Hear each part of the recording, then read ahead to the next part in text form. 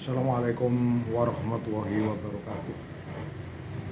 Selamat berjumpa kembali dengan channel Husnul Mufid. Terlebih dahulu saya mengenalkan diri, nama saya adalah Dr. Husnul Mufid MPDI, alumni Fakultas Keguruan Ilmu Pendidikan Sejarah Jember, dan alumni program Pasca Sarjana YN Sunan Ampel Konsentrasi Pendidikan Islam.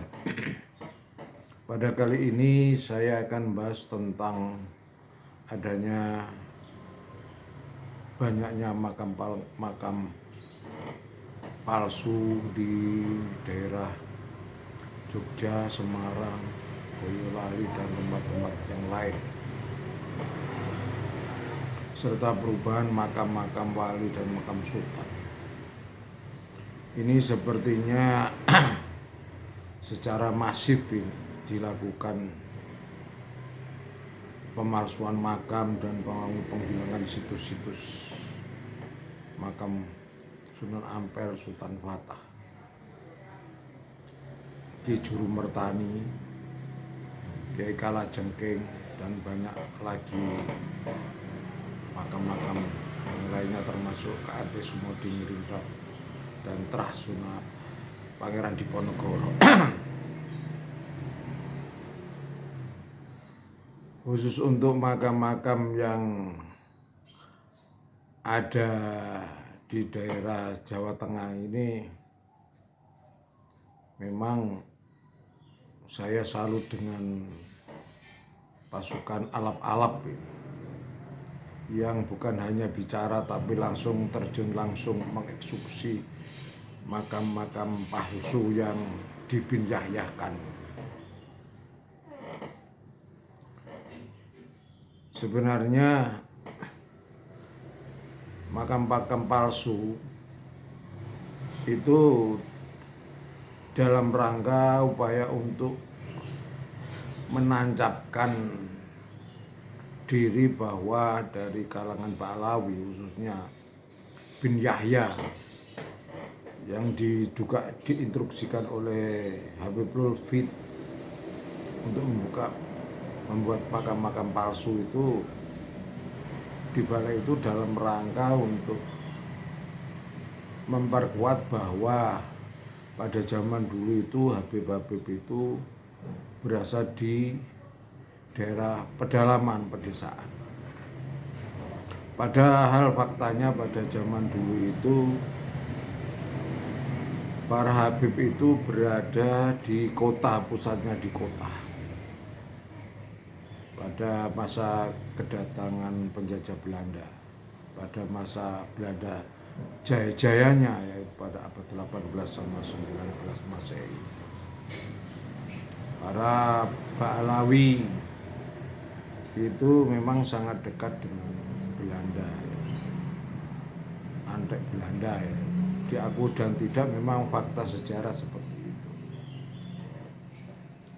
Nah, sejak Habib Lutfi ini menjadi ketua sufi dunia dan mengadakan pertemuan sufi dunia, nah, itu mulai ada upaya pemalsuan makam dengan menyuruh orang-orang lain untuk melakukan pemalsuan makam. Dan ketika dilacak oleh alap-alap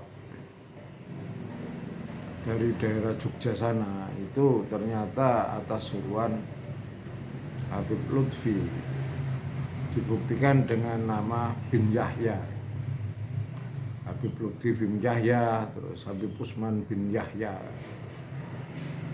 Ini secara langsung maupun tidak langsung adalah untuk menutup catatan sejarah yang secara masif dalam bentuk makam. Contohnya makam Kiai Kalajengking, Kiai Sumod, Diningrat di Semarang, Ramat Jati itu sebenarnya kalau punden di masyarakat itu yang tidak ada sejarahnya itu sebenarnya itu merupakan bekas-bekas candi itu yang kemudian dirubah menjadi sebuah makam itu sebenarnya.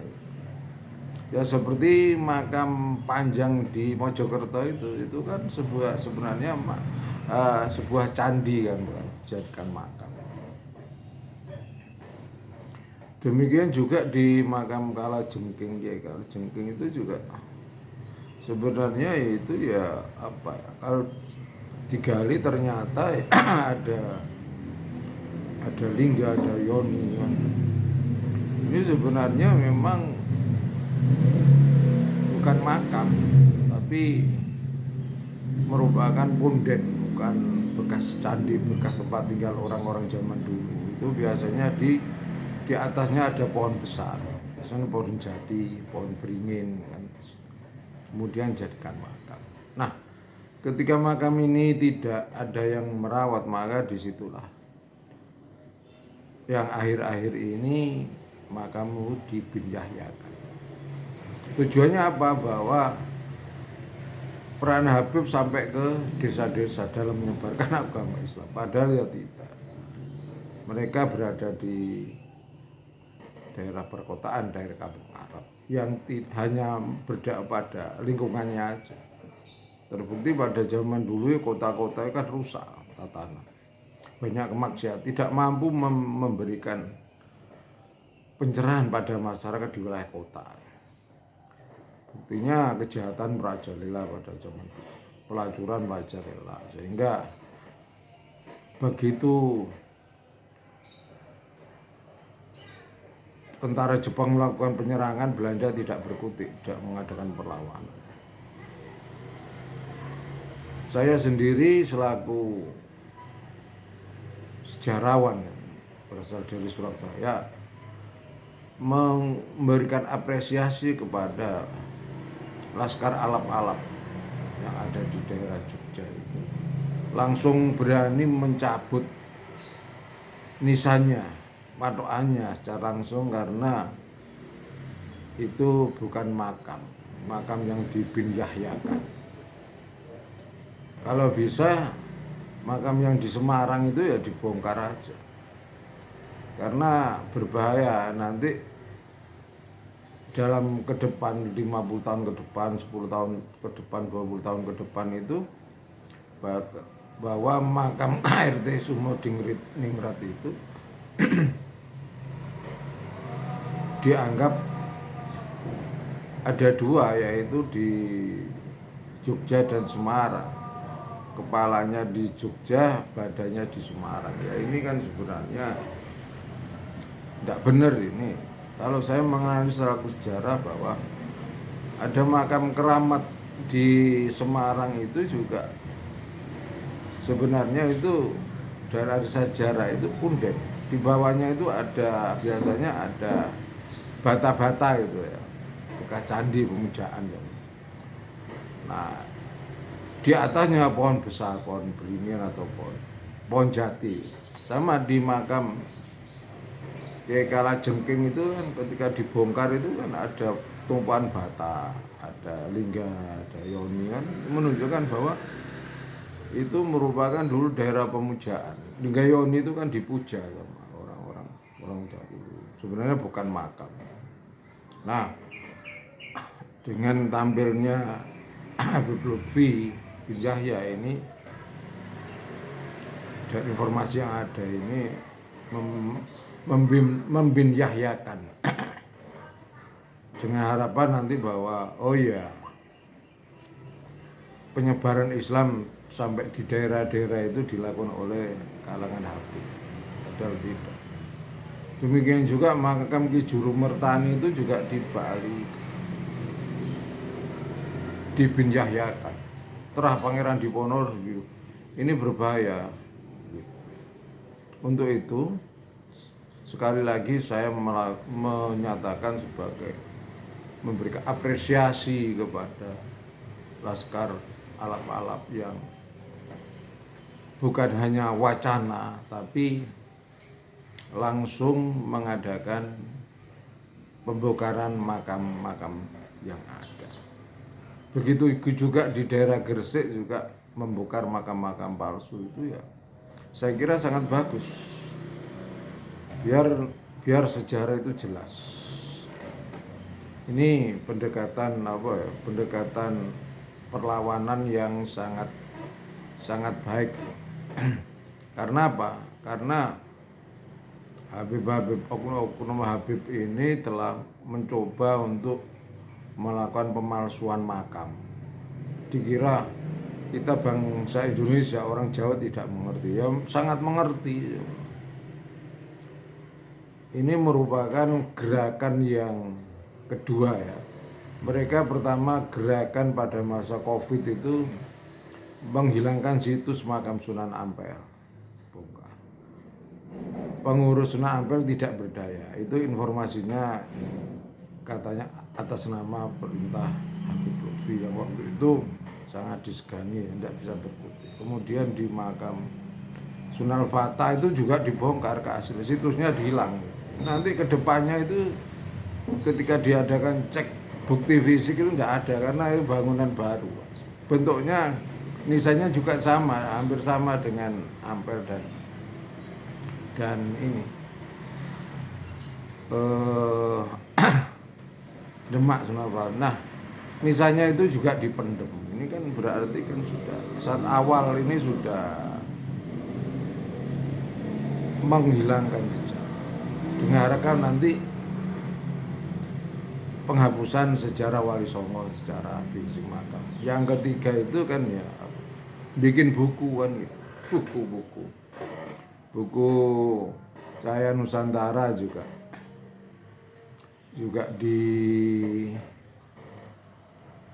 dipalsukan pendirian NU. Ini kan sudah nggak benar. Kalau bisa buku itu dibakar. Kalau soalnya kan nggak dibakar ya nanti jadi referensi, jadi versi-versian. Ya ini karena apa? Karena yang menulis buku Cahaya Nusantara bukan orang sejarawan, sejarah, tapi orang-orang biasa, Habib katanya Habib Udur ya. Itu ya sebenarnya bisa dituntut karena melakukan pembelokan sejarah lewat buku. Nah, pada posisi ini sebenarnya juga PWI, LSI ya, Pembela Wali Songo itu sebenarnya harus turun langsung juga ikut gerakan seperti Laskar Alap-Alap yang di Jogja itu.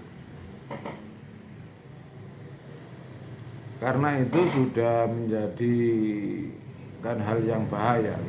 Selanjutnya yang keempat itu adalah penguasaan daerah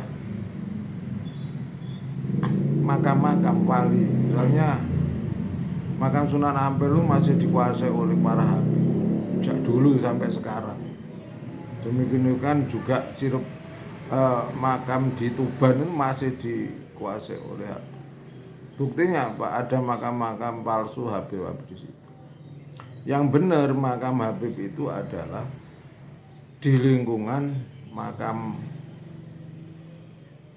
kampung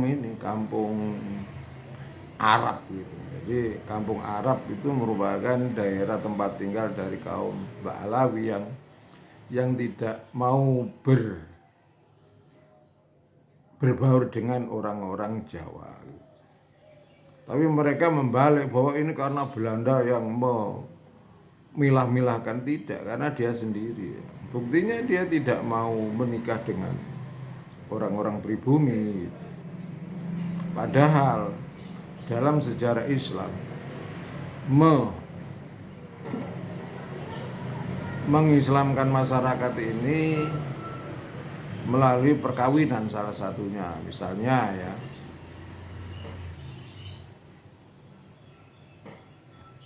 cucu Rasulullah itu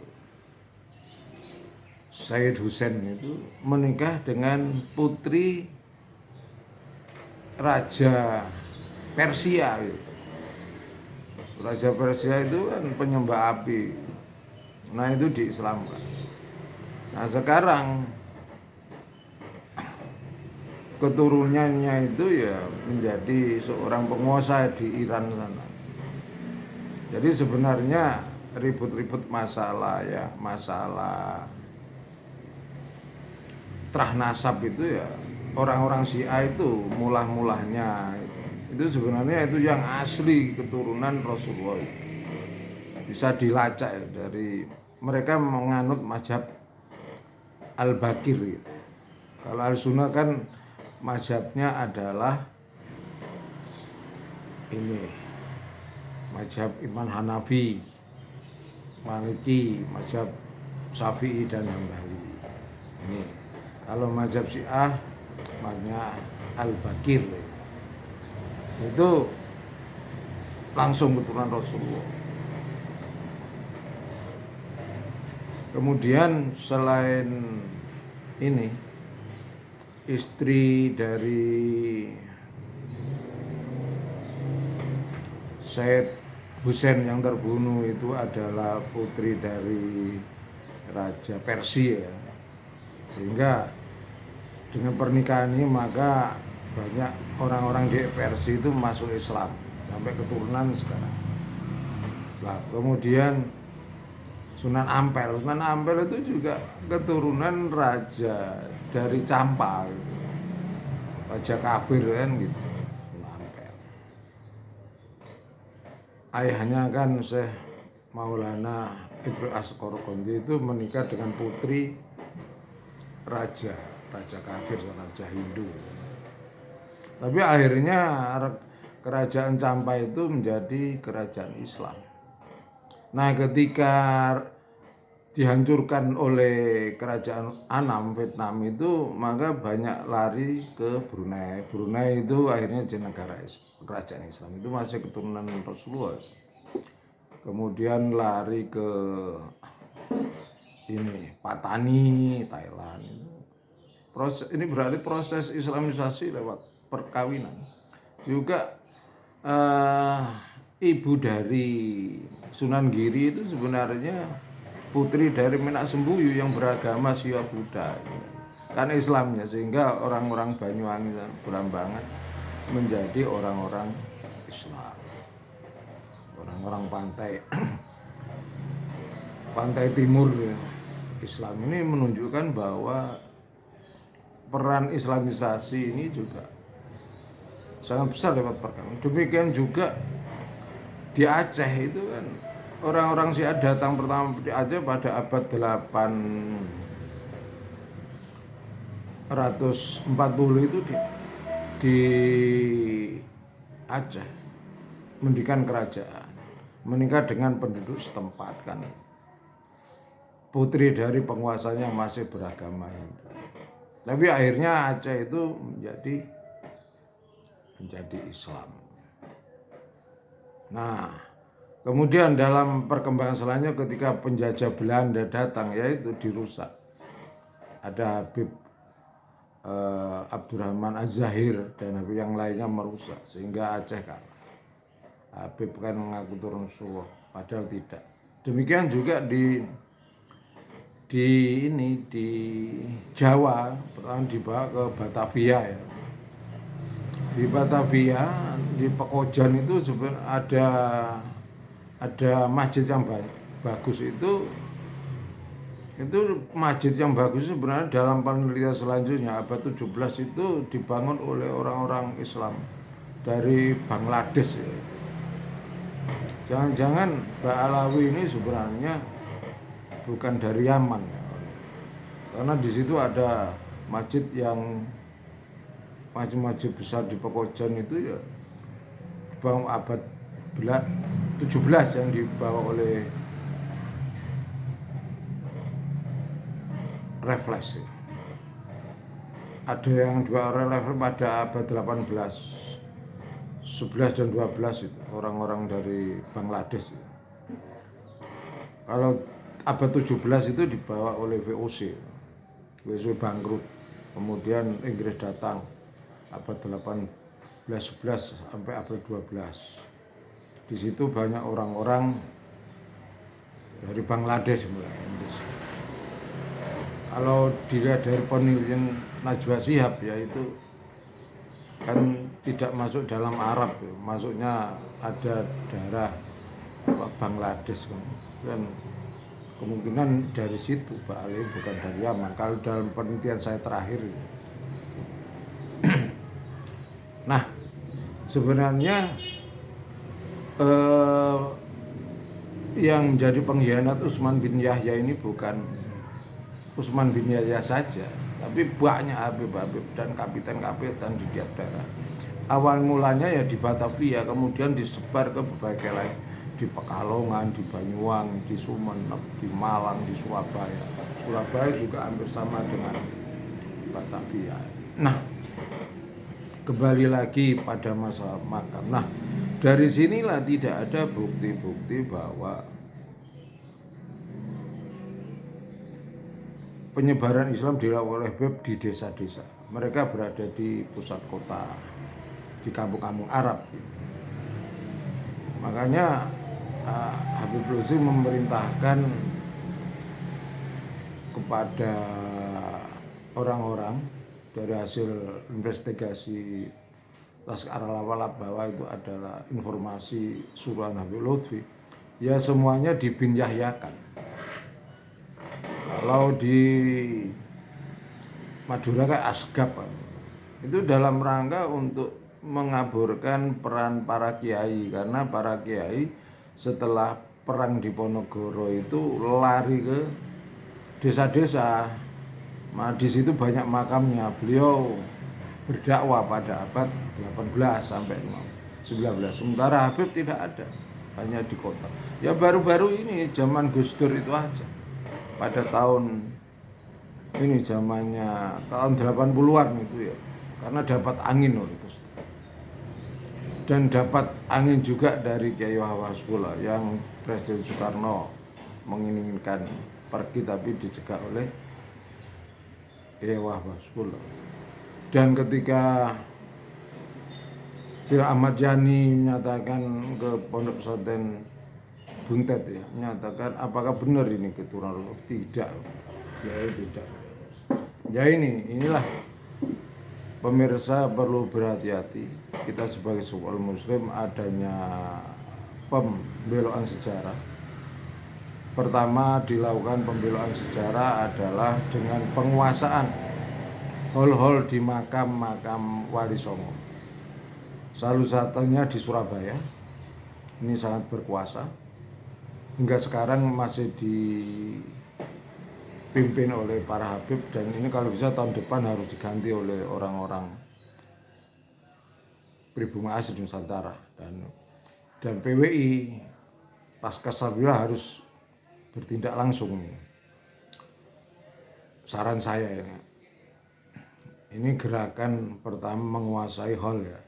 Yang kedua adalah merubah bentuk makam Sunan Ampel, makam Sunan Bonang, di sampingnya ada makam-makam baik. Dulu pada saat renovasi di makam Sunan Bonang, saya pernah mendatangi bahwa itu makamnya mau dibongkar.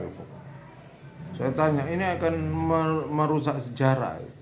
Akhirnya nggak jadi, terus hanya dikasih cukup besar tinggi itu. Tapi belum ada makam namanya Habib di situ. Ini di situ ada sebagai Habib peran di situ di makam Sunan Bonang. Kemudian melakukan ini pemalsuan makam.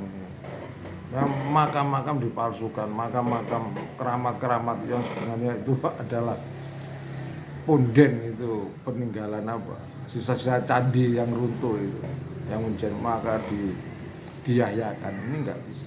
Yang ketiga adalah, yang keempat ya, ini membuat buku mereka. Satu, memalsukan buku Cahaya Nusantara, pendirian NU sudah dipalsukan. Terus kemudian Jatman juga dibelokkan. Kemudian penulisan sejarah perang Aceh itu juga pasukan dibelokkan yang judulnya Perang Ketemu Rasulullah di Aceh. Justru mereka yang bikin kalah. Ya ini sebenarnya kesalahan Kesultanan Aceh yaitu Mahmud Shah itu mempercayakan kepada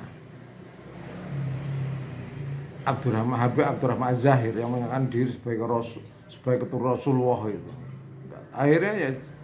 Akhirnya kalah gitu. Padahal sebelumnya itu Portugis gak mampu mengalahkan. Belanda, John Peterson pun juga terbunuh oleh seorang pahlawan wanita Malahayati. Oleh karena itu jangan sampai kita terlena dengan para habib yang sudah berkali-kali ya melakukan pemalsuan, pembohongan, baik lewat penghilangan bentuk makam, penguburan nisan, pemalsuan pembelajar lewat buku, pemalsuan makam. Pemirsa yang saya hormati, khususnya Laskar Alap-Alap ini, saya sekaligus sebagai closing saya mengucapkan terima kasih atas upaya tindakan untuk merobohkan, mencabut makam-makam palsu. Sementara saya selaku sejarawan yang punya sertifikat ijazah sarjana S1 dan S2 ini bisanya hanya menyampaikan dan menulis tentang sejarah pemalsuan makam dan pembongkaran makam.